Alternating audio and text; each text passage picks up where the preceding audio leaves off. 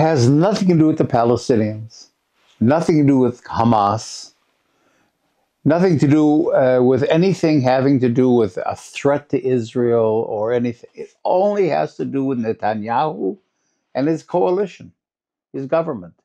The two extreme right-wing parties, without which he wouldn't have a government, of Smotrich and Ben Gvir, they both said, if you don't renew the war after stage one of the agreement, Ben Gvir already left the government. So after Netanyahu yesterday, after Netanyahu renewed the war, Ben Gvir's party rejoined the government.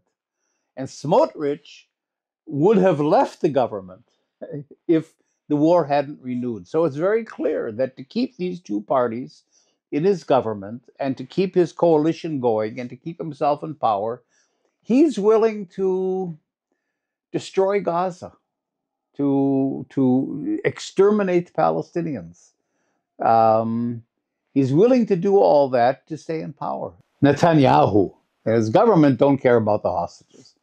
They really don't, because if they did, if he wants to release all the hostages, there's an agreement. Go to stage two, and the hostages come back. Well, you know, genocide is built into settler colonialism.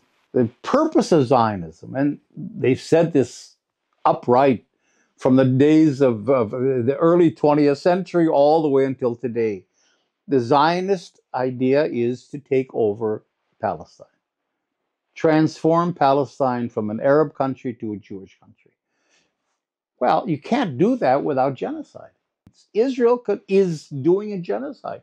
And not only that, the genocide is being exported to the West Bank.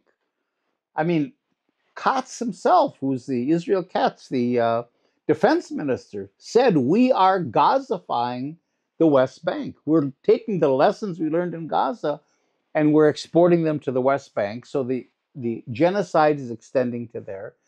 And it will, and there's no pushback, except from the people.